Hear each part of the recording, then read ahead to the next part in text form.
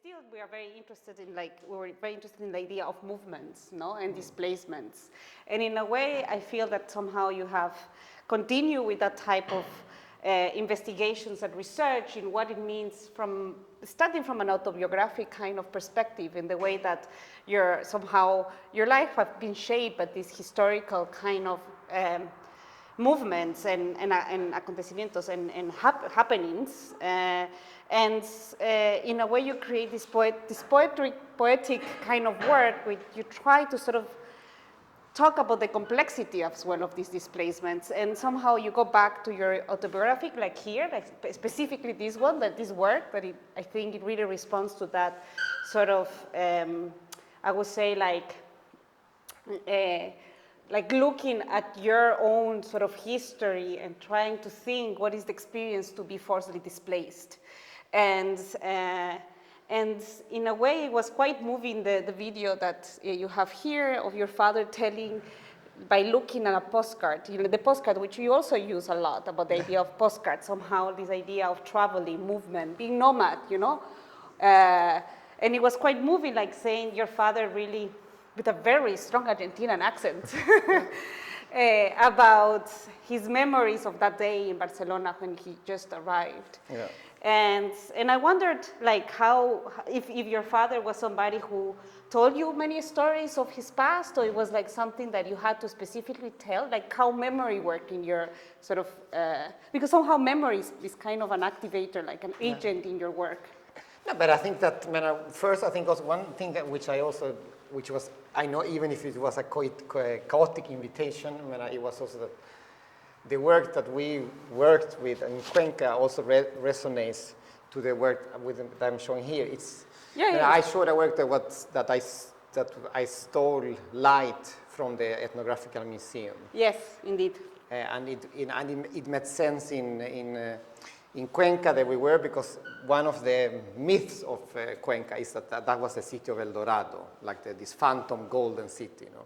And here there is also this work that it's the insects of the same museum. So I think that in that sense there is also a round. Indeed, yes. But then I think the memory question, I think it's what I am interested in is also like it was very present. It's not only personal, but it's part of a form of collective narrative and a memory. But also what I found interesting is this kind of, it's a memory that I'm not part of, but at the same time part of. Because of course the thing he talks about, it's not the thing that they experienced, because I was not there. Yes. So it's also it's a memory without a body in a way, or a constructive memory in that sense. And I think that's something that for me, have been always interesting, that in-between space of something that is there, but it's also not there in some way, I would say.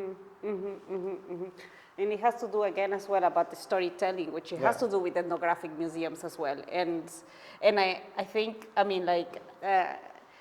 would say, like, from the, Argentina is also very, very, I don't know if you we are from there or have been there, but books is a very important thing till now. Like, bookstores exist and thrive there. And this idea that you bring the book, like this idea of, somehow in the collective conscious, something very particular of Argentinian culture is literature and storytelling, and how you tell the stories, and somehow is like how fiction even works within your own sort of life. It's something that it's important within sort of like the Indocracy, I would say. Like, of course, generic, but it's something that is very present. Like, somehow how fiction is a creation, but you have to support yourself into that. And I feel like these kind of blocks as well are like these fictions that we will never read because we can't, but they are supportives of these memories as well. And although the narrative is not written here, somehow I feel like the narrative is told in a different way. No, but I think also what, there is this, it's not, what I've moved here, like to get some background, the blocks it's a book that my parents brought to Sweden, one of the few things. And there is a text that a writer wrote for the exhibition his name is Alan Pauls, and he also asked this, what if, it's not what you bring to an island, if you bring the three things but it's also, okay, when you leave or when you escape, what do you choose? No? And is that the book you choose? No, I think that's but also here it's not the book, it's only the cover, so in that way it has this impossibility. It's both active and a memory, but also a dead stone in a way. I think it is in this, but at the same time I also have this kind of hope, which of course is completely naive, that we produce so many covers, this will be like the next Harry Potter, like we will make a grant, then everybody will read it. But of course that will not be the case. No, it's about this, we moved all this, but it became also only they became only this at the same time.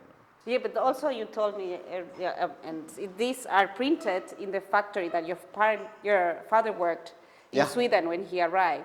So in a way, it's like kind of as well, I feel like connecting, maybe you don't have the memory, but somehow by printing in that process that he was somehow involved, in a way it's like creating a different memory of a memory almost. Yeah. No, and I think it's also a form of like this displacement, or there's a loop. No? Yeah. This book came, in a way it lost power, and they lost power. And then we kind of I used it with the power I have, which is very different today, to make, like, to use the factory as some form of content producer, and not only as a commodity producer. I think, and that was as a power as an artist that I could use, which was very different to if you work in the factory that produce Kellogg's cornflakes. Yes. And I think it's very, I don't know if anyone speaks Spanish, but el juego rabioso, it's quite a specific, it's like a rabioso, it's somebody who is angry, but you will always refer rabia, like a dog will be, Yeah.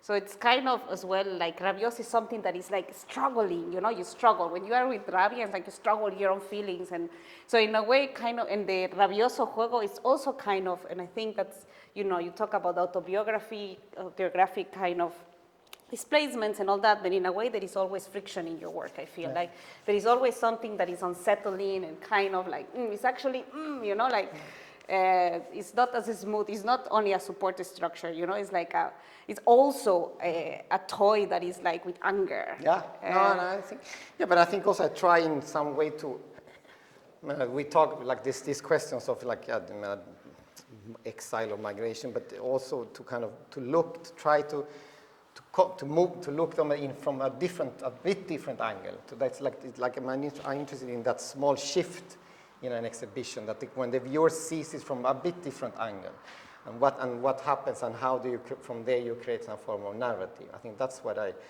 like the intentions here. Yeah. It's not here, and then we can talk a little bit about the other work, but it's not here, but in the text that Maria wrote, because I read a little bit today, and it had a paragraph about smoking. Yeah. And somehow I came and I had the smell of the smoke in, like in my presence, like somehow I brought with me the smell of the smoke, like, if, because both of our parents were heavy smokers. And in a way, like and then you hear the voice of your father, it's like a smoker voice. And in a way as well, it's the kind of, it was quite nice, that paragraph of sort of the family structure and how things have changed, and the smell, and and I see this kind of cover, you see that it's from a particular era, and it's also about things that kind of get old as well, like aging. Somehow I felt that this word is as well somehow about aging, like, coming into a different age somehow. Yeah. I think, I think also there is I think there is connected to that. Maybe also there's a reason when we did the film, we used an old postcard and not a contemporary one to actually settle that kind of place. But I think also what I also liked in this context, also the link between like the postcard is the harbor of Barcelona, and there is this iconic Columbus statue in the harbor, and it's also where the hand does stopped, or what heter det, puts the cigarette. No, so there is a form of rage, or like a and I think that's in a way, for me, that also links to this other discussion about the museum and the kind of like not, we are not in a kind of post-colonial, we are not in but like how these still are questions that are still active and present at the moment. I think that was a way of linking, in a way, that room or that question, which is in a way very much more anthropographical, to this larger question of this kind of colonial structure. Yeah, that is still very present. Yeah, absolutely. And in a way, what you are, like in a way, the insects that you see, like you were saying, like they are eating, you know, like they are, the idea of parasites or the idea of pests or the idea of the foreign, like you have kind of select, you know, kind of put together a group of animals that are not welcome in a way, but they change drastically. If they arrive, they change drastically the material by digesting, which is quite interesting. Yeah. You know, like about digesting. And in a way, if I feel like, you know, like if I could connect to the postcard and the Colon, somehow Colon or that kind of monument is like almost that, you know, America was like also eating and digested through the colonial process, which we still are in the digestive process. That's why I think it's not post. We still are like kind of, you know, in that, you know, still in the guts of all that process that has been for already 500 years, and it's complex. But I was interested as well in like the idea of these animals, like in a way, like here, and yourself in the work that is not here, but we showed in Cuenca, that is that you stole the ethnographic light.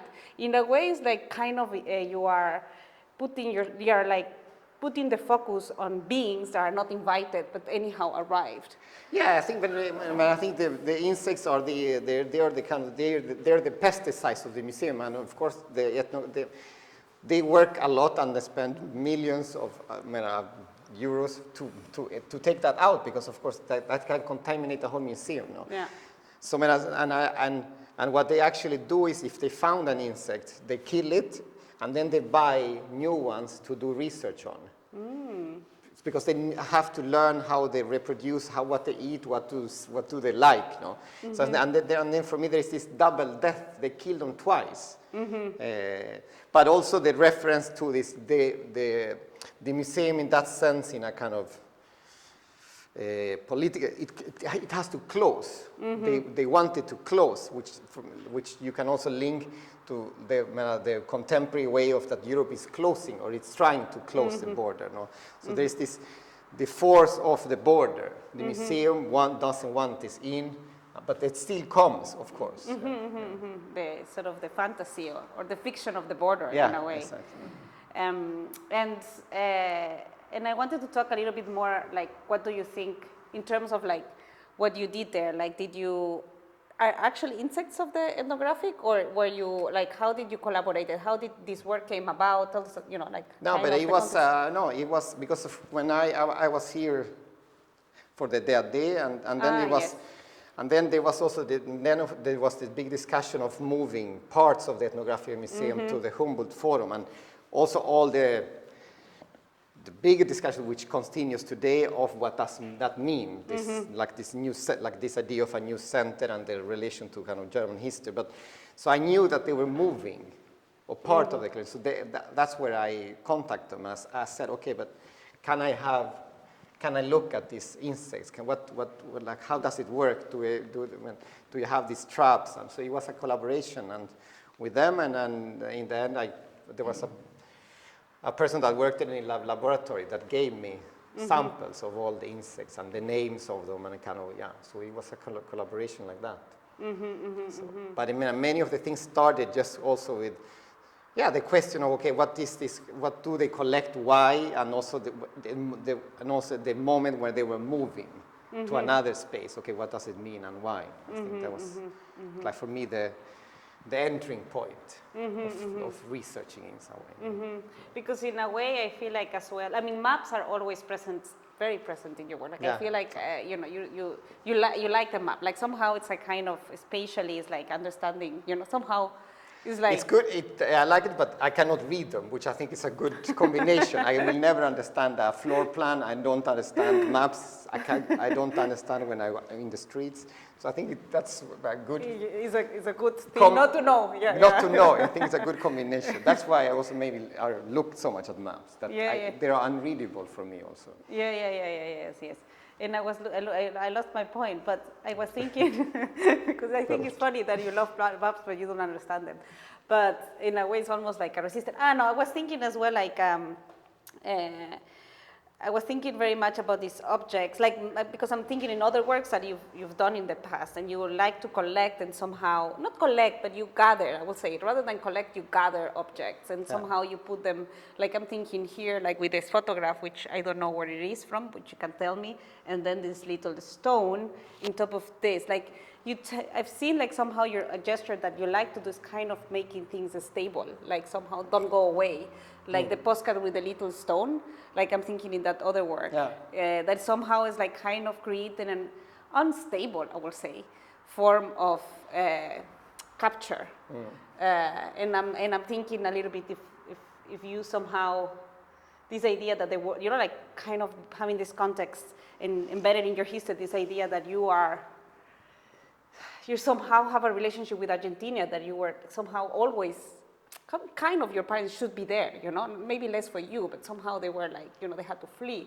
And in a way, I'm thinking in this idea of grabbing and momentarily saying like, don't go, like you stay here, but not violently, it's very gentle, I don't know, I think that's such a psychoanalytical question, I would say, but I think I think, there is this, in Spanish you say, ¿Dónde me pongo? Where do I place myself? Which I think makes, but I think also what I also think that a lot of these things that I gather, like, which I sometimes gather very, like I know why I want them, but a lot of things I gather with some very unclear intention. It's also about, like, I believe and idea that like different forms of materials and materiality can be a narrator, can have a voice, and they can tell us something different than like a kind of representation. It's a way of avoiding forms of representation in that way, that they have a story in like itself. An agency somehow. They you borrow them rather than the stone came from one place, or I gather them, and in that sense they create a form of storytelling by its material and not by this other form, I think. So I think that's one of the reasons that I like that kind of collection in a way. It's like it's a fake archaeology in a way. Yeah, like always fleeting somehow from you, like a little bit like these memories that are yours but not somehow. Yeah, that's true.